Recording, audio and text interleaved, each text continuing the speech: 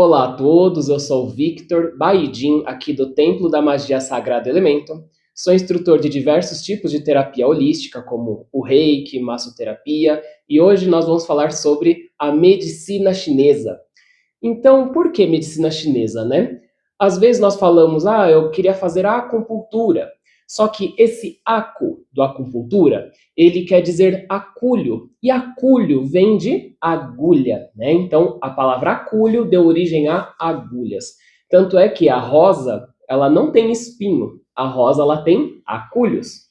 Então, quando a gente fala de acupuntura, a gente está se referindo à arte chinesa de manipulação das agulhas. Porém, um curso de acupuntura, ele é chamado de curso de medicina chinesa, porque ele abrange muito mais do que apenas a manipulação das agulhas. Como assim?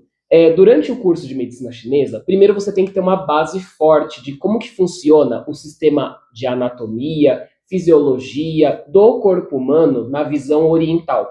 Então, além de você entender o nome dos músculos, saber o nome dos nervos, conhecer as estruturas, né, ali músculo-esqueléticas, neurológicas, você tem que entender como que a energia funciona, como que ela se movimenta pelo organismo do ser humano. E quando a gente fala de energia, isso há, 3 mil anos antes de Cristo, era visto como apenas uma energia espiritual. Hoje a gente sabe que energia vai muito mais do que esse conceito que a gente tem de espiritual. A energia, ela está relacionada à temperatura do corpo, ela está relacionada à condução elétrica do organismo, a energia ela pode estar ligada à ATP, que é o seu metabolismo. Então, diversos tipos de energia habitam no ser humano. E aí, cada parte do corpo, cada parte do cérebro, cada partezinha, né, do ser integral, ele vai ter uma função nessa administração da energia. E com isso a gente vai ter até nomes de energias diferentes, dentro de toda essa estrutura da visão chinesa. Então, os chineses, eles deram apelidos, vamos dizer assim, para os sentimentos, deram apelidos, né, vamos dizer assim, para o comportamento, para partes do corpo, para facilitar a gente entender um padrão de funcionamento. Como assim?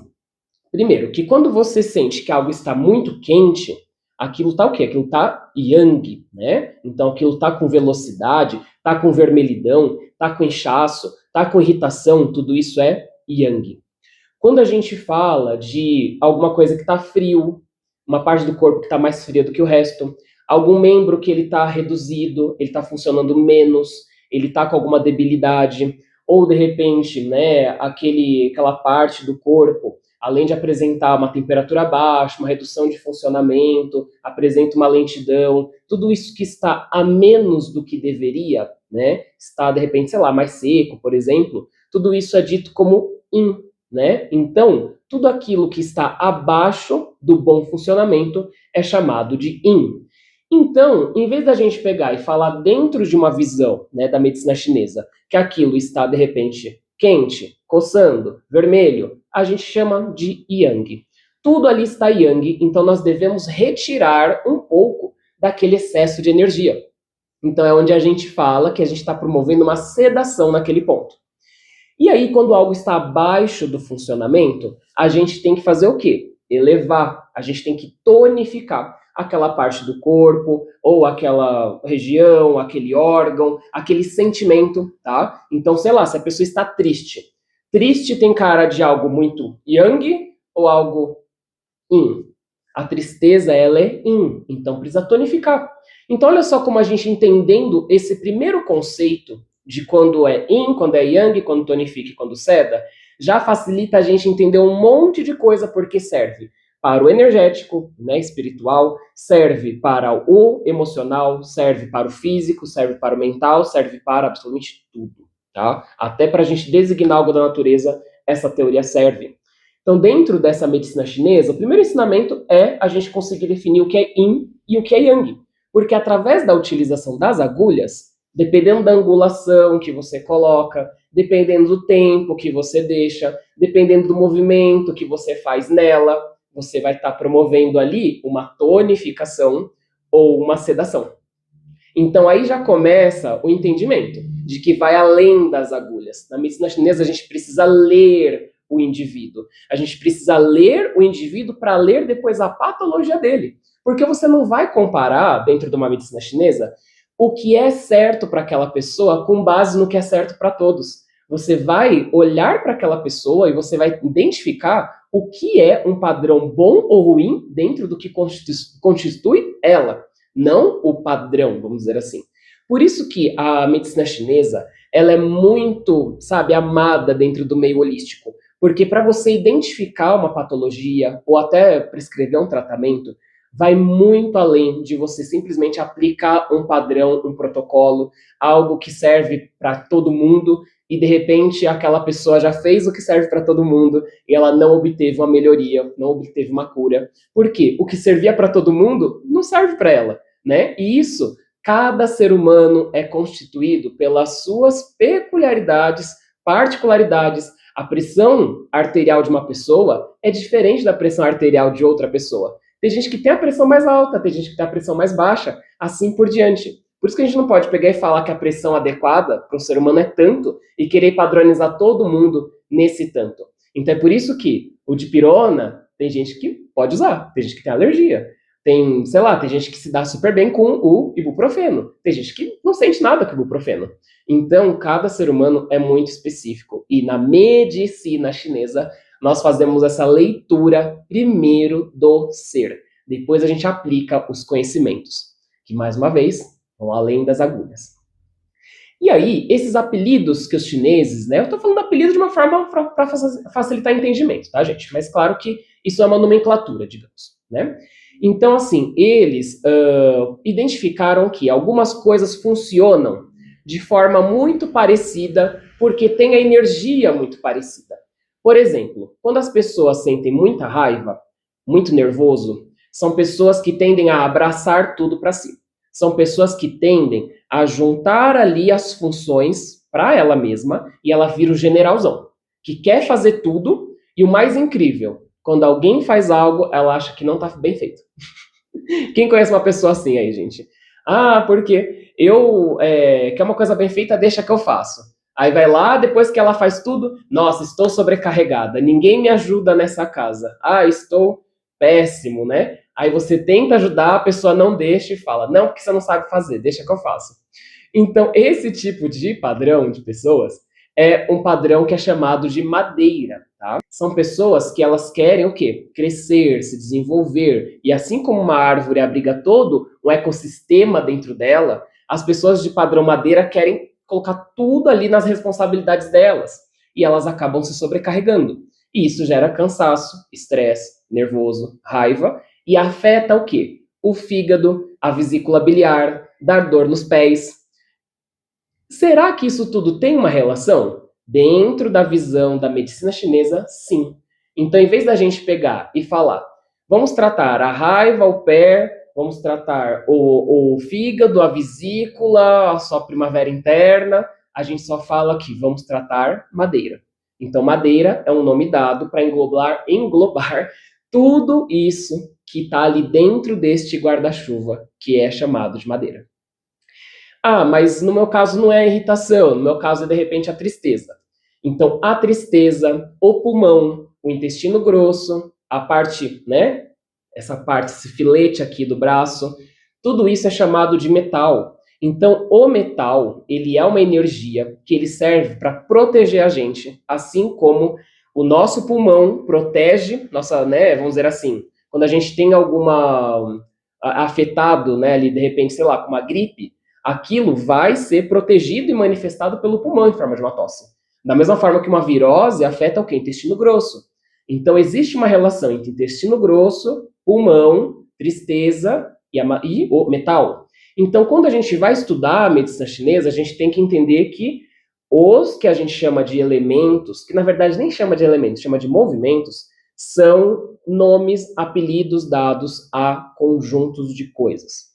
Então a gente vai falar um pouco melhor disso mais para frente, mas entenda que a gente, quando vai estudar acupuntura, a gente precisa entender que quando a gente fala alguma coisa da medicina chinesa, a gente pode estar falando 1000 coisas com uma única palavra. E isso é algo que não é difícil.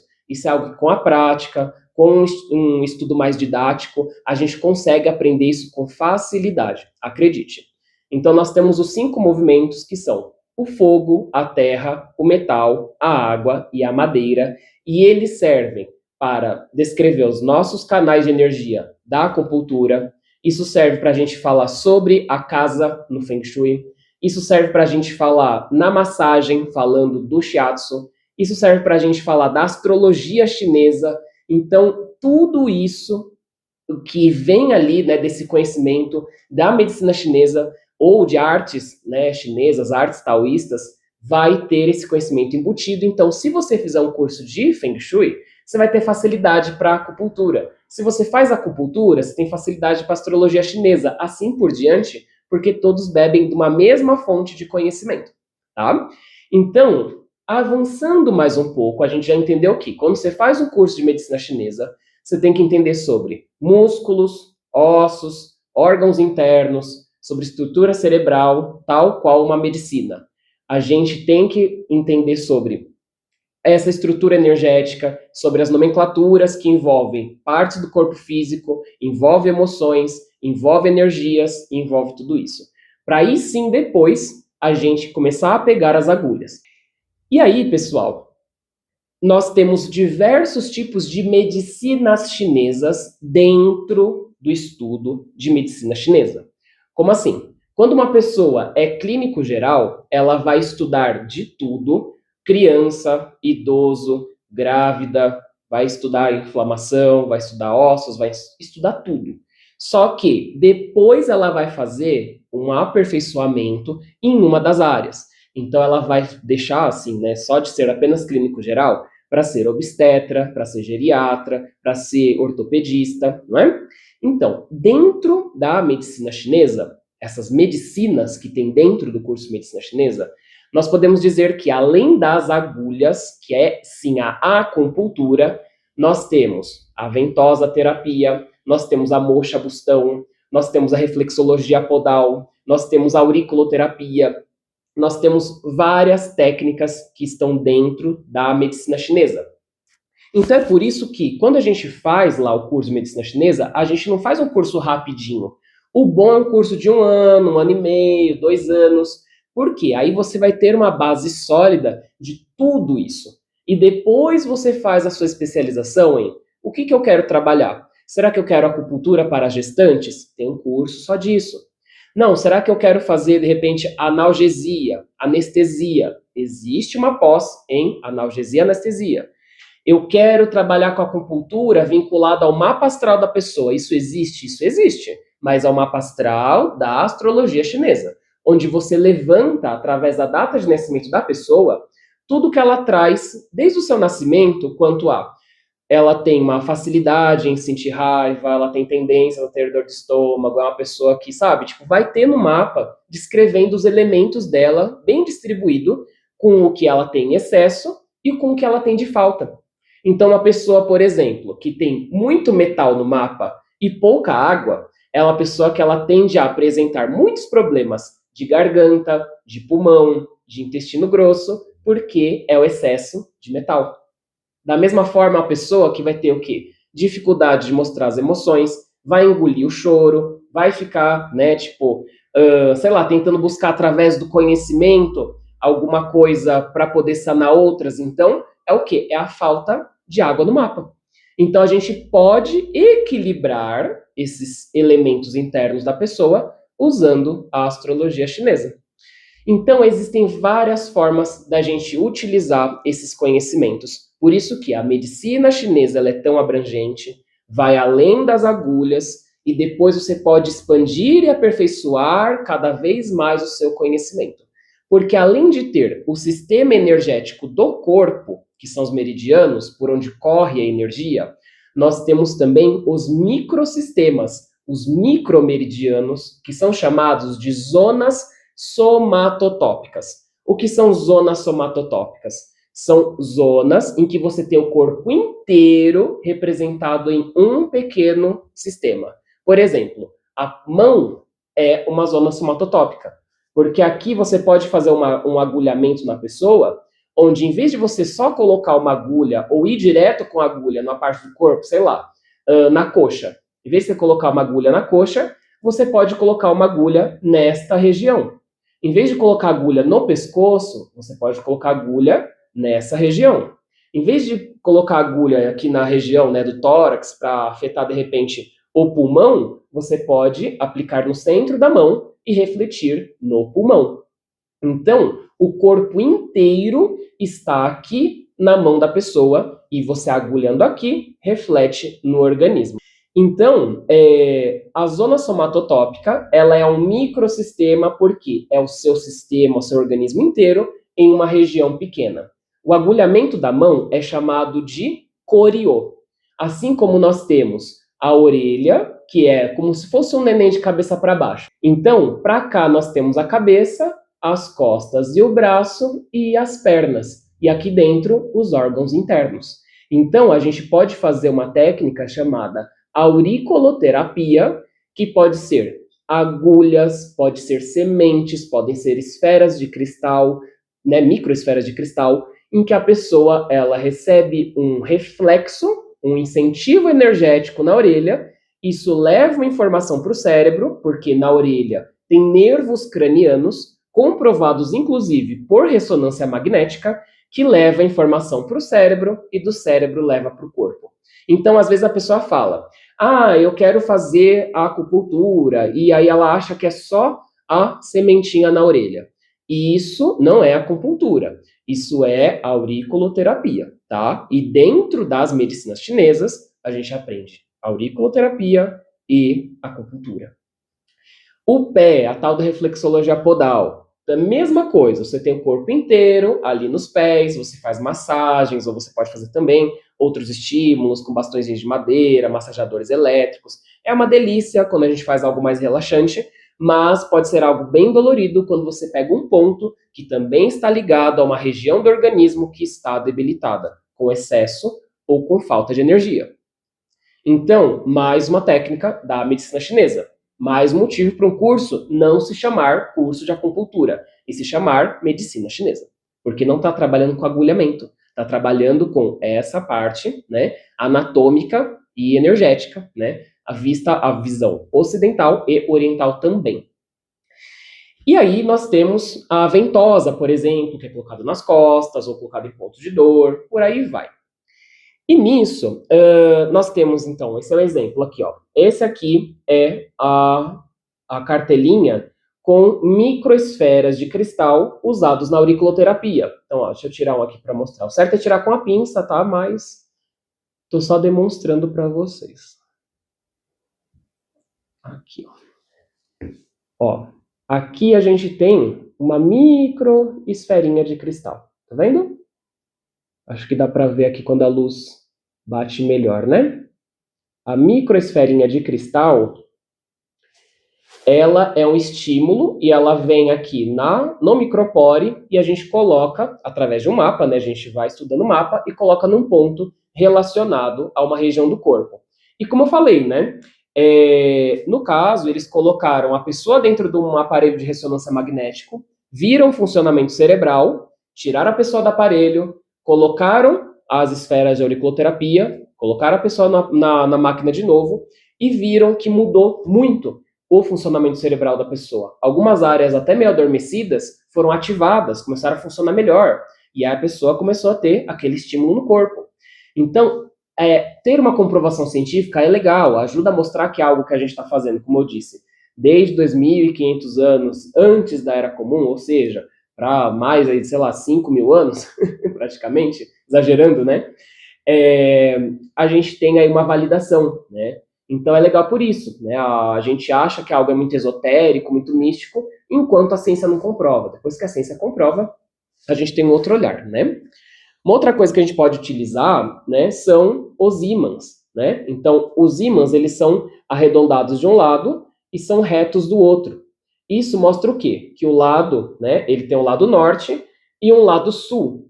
O lado norte, ele é o lado que relaxa o corpo. Por quê? Vendo pela visão científica, ele vai puxar ali, ou ele vai espalhar, enfim, mas ele vai interagir com as moléculas de ferro que tem no nosso sangue. E isso vai fazer com que aquele ponto relaxe e a dor diminua. Enquanto o lado sul, ele vai fazer o quê? Ele vai fortalecer aquele ponto. Então, ele vai trazer mais nutrientes, ele vai captar tudo isso que tem dentro da célula, né, são coisas boas, né, e tudo mais, para aquele ponto, né, que precisa de mais energia. Quando que um ponto precisa de mais energia? Numa osteoporose, que é uma perda de osso, no caso de um enfraquecimento, de uma artrite, tudo que é desgaste, a gente precisa repor aquilo, tá em falta. Então a gente tonifica, só que tonifica usando, nesse caso, ao lado certo do ímã. Então, pessoal, vamos lá. Eu quero saber de vocês. Vocês já ouviram falar de alguma dessas técnicas? Vocês sabiam que tem tudo isso dentro de um curso de medicina chinesa? Vocês já sabiam que a medicina chinesa era tão rica e que a acupuntura não era só agulha? Eu quero saber de vocês agora. E existem diversos tipos de tamanhos de agulha. Então, existe uma agulha bem pequenininha, desse tamanhozinho, né? Que ela é a agulha de colocar na orelha e na palma da mão, né? Essa é uma agulha muito extra fininha, a ponto dela praticamente conseguir passar por dentro de uma agulha de, como é que chama? De insulina. A agulha de insulina, ela é a mais fininha praticamente que tem, e essa agulha, ela consegue passar dentro do furinho dessa agulha de insulina. Então, existem depois outras agulhas, como essa daqui, ó.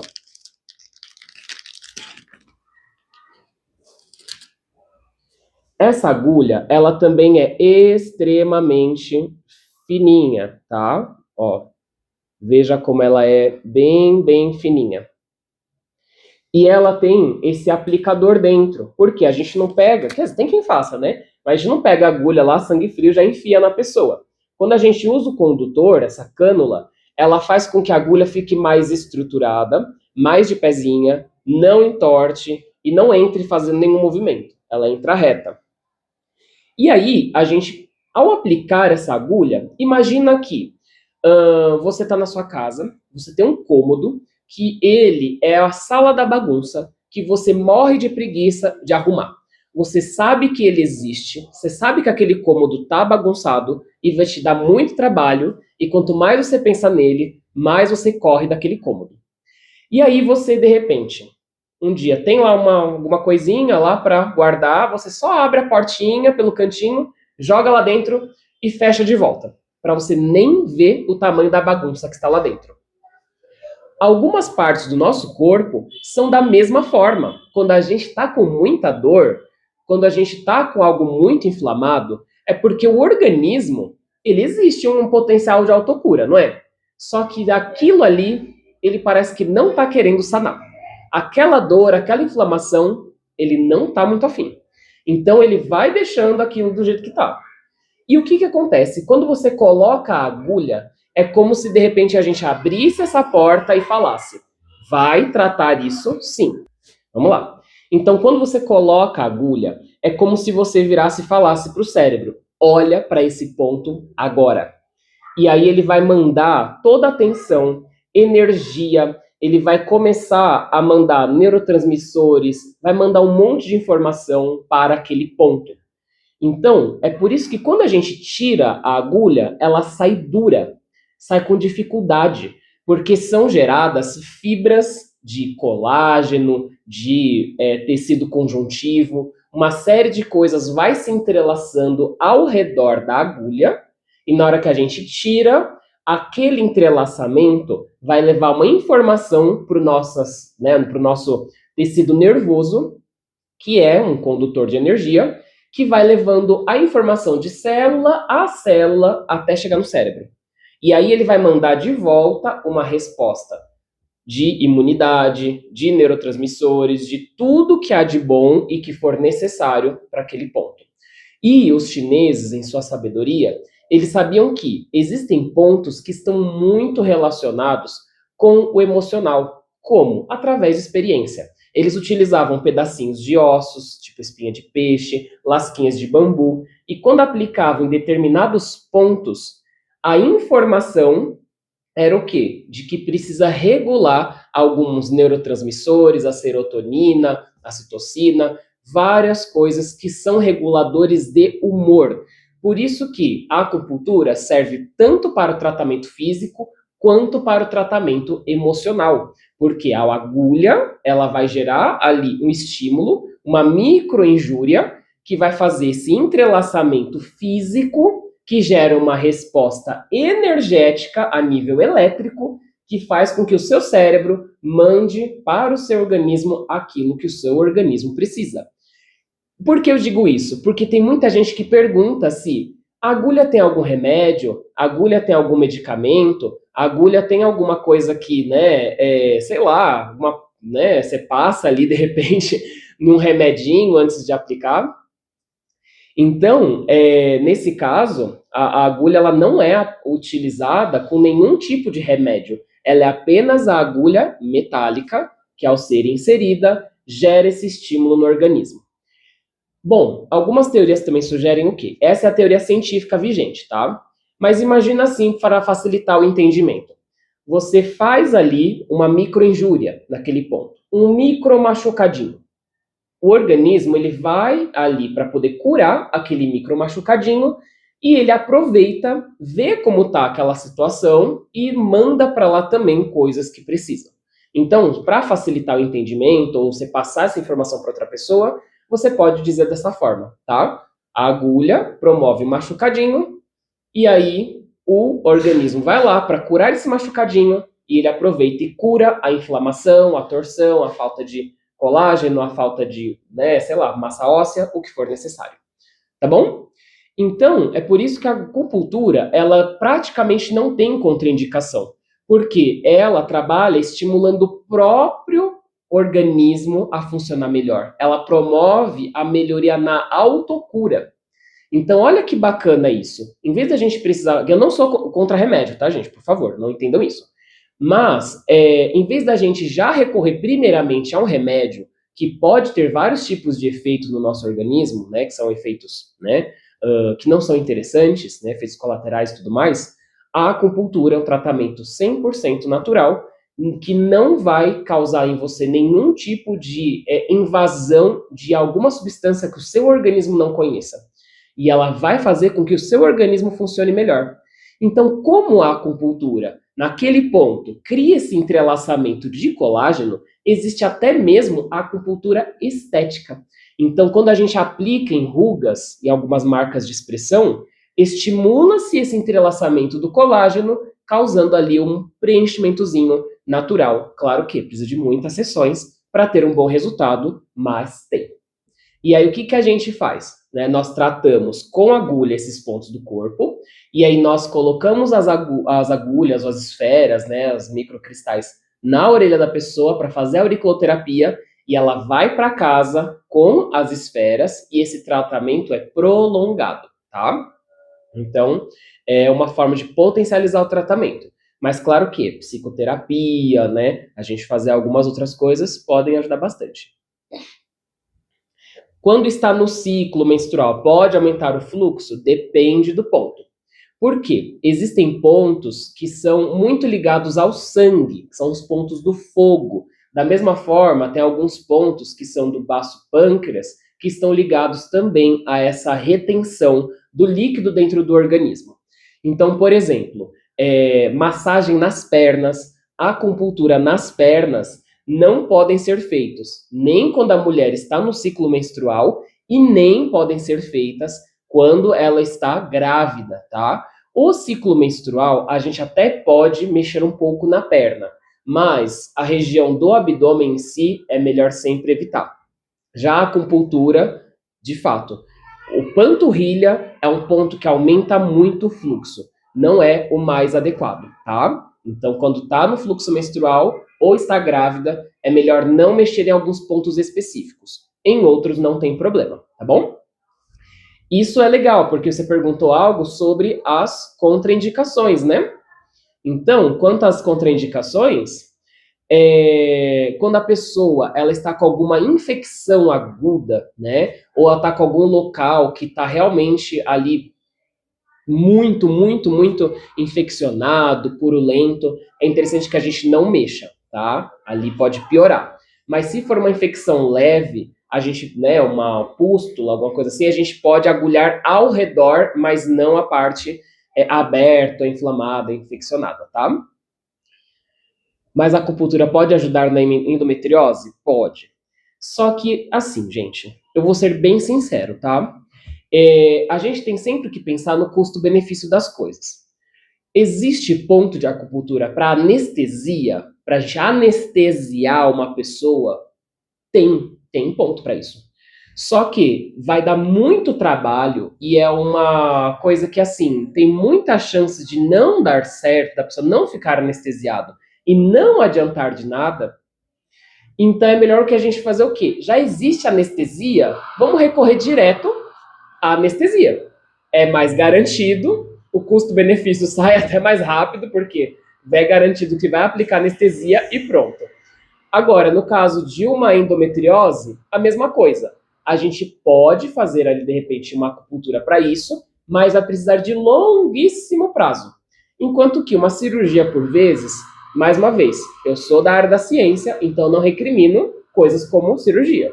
É interessante que faça a cirurgia e depois faça o tratamento com a acupuntura para que ela não volte ou volte de forma mais lenta, menos invasiva, menos dolorida, entende? Porque a endometriose, ela volta. Então, ela precisa de um tratamento acompanhado e que, de repente, vai ser mais rápido, uma cirurgia mesmo, e depois tratamento com acupuntura, do que tentar tratar desde o zero com acupuntura e, de repente, o resultado ser tão lento que você vai ficar mais tempo com dor, tá bom? Então, vamos lá. Pacientes com distúrbios graves de coagulação também não devem fazer acupuntura. Por exemplo, se a pessoa ela é hemofílica, existem pontos que eles praticamente sempre sangram, tá? Tem literaturas que dizem, não, o Taiyang, o Itang não podem sangrar, a gente tem que ir por outras vias, não sei o que, gente.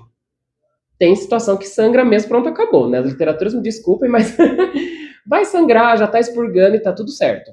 Então, se a pessoa é hemofílica, não pode fazer acupuntura, porque se aquele pontinho soltar aquele sanguinho, ela vai ficar com aquele pontinho escorrendo o dia inteiro, né? Vai ter que ir no hospital, vai ter que tomar lá o coagulante, enfim.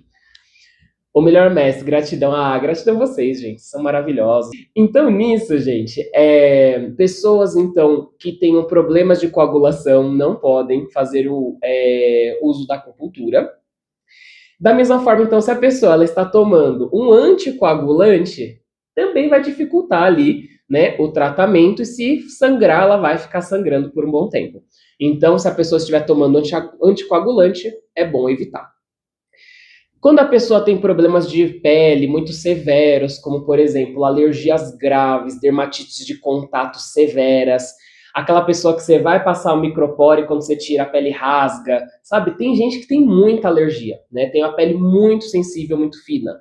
Nesses casos, é bom evitar também a acupuntura. Faça uma massagem, faça outras coisas menos invasivas. E, pessoal, sendo muito sincero, tá?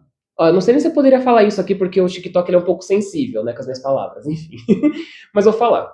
Existem as esferas de auriculoterapia de diversos tipos. Existe a de microcristais, que é a hipoalergênica, que é a que eu uso e eu incentivo meus alunos a usarem, porque ela realmente não vai causar nenhum tipo de contraindicação. Existe a esferinha, que é a sementinha de mostarda, que ela cumpre a mesma função da esfera de cristal, é biodegradável e tudo mais. É ótima, mas a gente, né, tem quadros de pessoas que têm alergia à mostarda, enfim, né? Aí você acaba sendo pego um pouco no pulo. É raro, mas tem. E existe um outro tipo de esfera, que é a esfera de prata e a esfera de ouro. Chiquérrimo, né, gente? Essa cartela, sabe quanto custa uma cartela de microesferas de ouro e de prata? R$ 6. Será que é ouro e prata? E aí eu fui descobrir que não era a melhor opção usar isso, porque uma cliente minha, ela tem essas dermatites, ela tem alergia à bijuteria, ela utiliza, de repente, até aqueles brincos que são somente de ouro ou de aço, porque se ela usar de bijuteria, ela vai ficar inteira descascando. A orelha vai descascar, ela vai ter ali coceira, ela tem queloide, entende? Então, ela, quando eu coloquei as esferinhas de metal, né, ditas de ouro e prata na orelha dela, ela, quando chegou em casa, já mandou a foto da orelha inchada falando: é normal? Eu falei: não, o que que aconteceu, né? E ela falou assim: ah, tá coçando muito e eu não sei o que eu faço. Eu falei: então tira tudo e, né, vem aqui. Ela tirou, falou: ah, não, parou de coçar, amanhã eu vou. Quando ela voltou no dia seguinte, parecia que ela tinha feito tatuagem, porque ficou as marquinhas pretas das bolinhas em todos os pontinhos que eu coloquei na orelha dela. Ou seja, aquilo não é esfera de ouro e nem é esfera de prata. Porque a prata, ela tem que sedar e o ouro tem que tonificar. Um é yin, outro é yang. E aí o negócio não é de ouro, não é de prata, não vai cumprir o propósito. É uma esfera de metal pintada de dourado, pintado de prata e que ainda ataca quem tem alergia, quem tem queloide, quem tem pele sensível. Então não ensino e não recomendo o uso para os meus alunos e para os meus clientes. Então, da mesma forma, se a pessoa ela tem uma alergia muito severa, a gente pode até fazer um teste em algum pontinho com a agulha. Mas o adequado também é que essa pessoa não faça acupuntura. Lembrando que na medicina chinesa a gente aprende shiatsu e aprende acupuntura. Qual é a diferença entre shiatsu e acupuntura? Shiatsu quer dizer dedo, né? Utilização dos dedos para poder fazer, né? E a acupuntura é o uso da agulha. Só que lembra que eu falei que a gente aprende tudo junto, porque é basicamente tudo a mesma coisa? O que você faz com a agulha, você pode fazer com uma massagem. É só pegar o mesmo ponto. Então, se você pegou, sei lá, o IG4, que é o ponto do intestino grosso 4, você fez uma massagem, é shiatsu. Você colocou uma agulha, é acupuntura. Mas o resultado é basicamente o mesmo, tá? É muito próximo o resultado. É que eu acho que a agulha, ela por ter mais profundidade, ela traz um resultado mais rápido por sessão. Mas no caso de uma pessoa que não pode utilizar metal na pele, utilize o shiatsu. Pronto, resolvido. Então é isso, né? Então se a pessoa ela tem uma dermatite grave, ela tem aquela urticária severa, ela tem a pele muito sensível, não é interessante fazer acupuntura. Como nós falamos, em caso de gravidez, existem pontos que não devem ser pegos de jeito nenhum, mas na dúvida, se você é acupunturista, o ideal é não mexer em grávida com agulha, nem muito com massagem, tá? Faz no pescoço, faz no pé e tá bom. Não precisa fazer massagem de corpo completo. Mas, como eu disse, existe a especialização para quem gosta desse público poder fazer um curso somente sobre isso.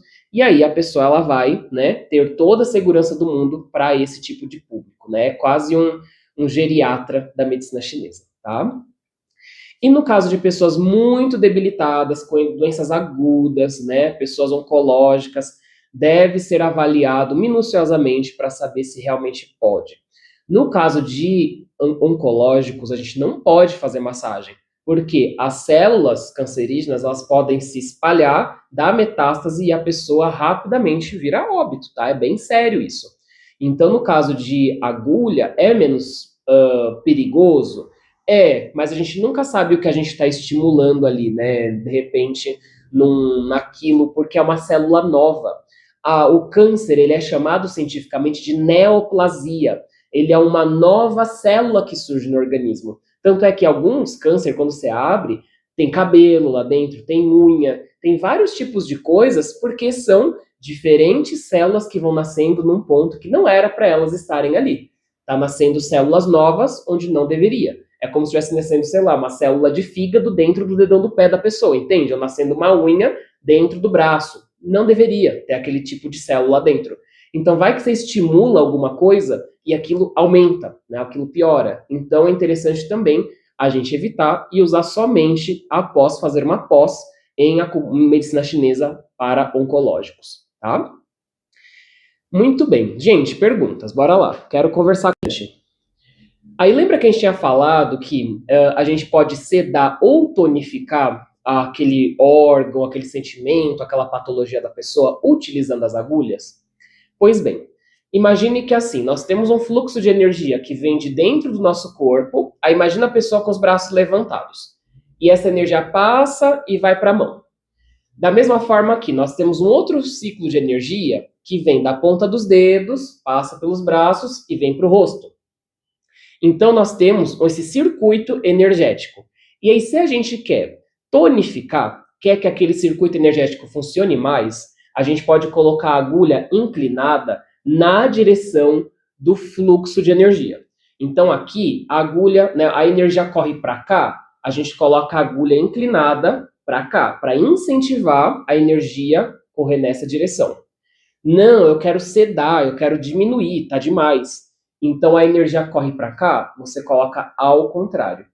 Isso é levemente, tá? Eu estou fazendo assim para simular, mas é uma inclinação suave, tá bom? E aí isso vai fazer com que o organismo ele receba essa orientação de o que ele deve fazer, para onde ele deve correr, qual é a direção que a energia tem que circular. Lembrando que nós temos, né, os meridianos que correm essas energias dos movimentos que eu falei: fogo, terra, metal, água e madeira.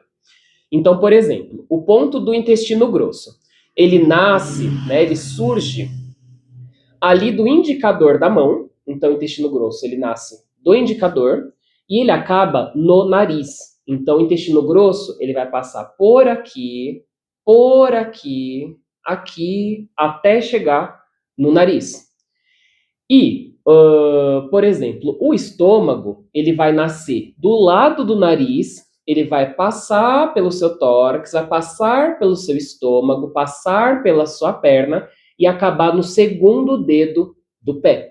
Então, tudo isso é um meridiano, é um canal de energia, por onde, né, no caso do intestino grosso, é onde passa a energia do metal. Se é metal, a gente pode falar daquilo que a gente falou anteriormente: tratamento de tristeza, pulmão, imunidade. E se é o caso, por exemplo, do estômago, é terra, então vai tratar o quê? Preocupação, toques, manias, pensamentos repetitivos, preocupações, digestão.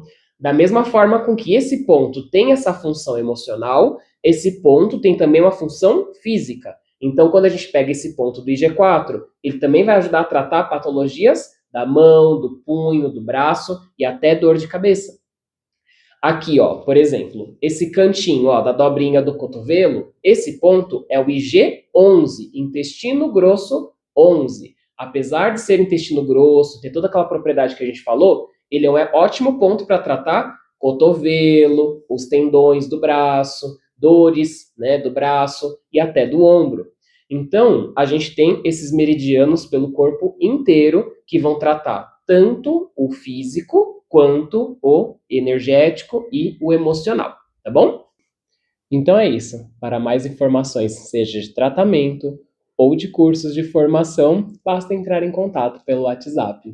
Gratidão e até a próxima.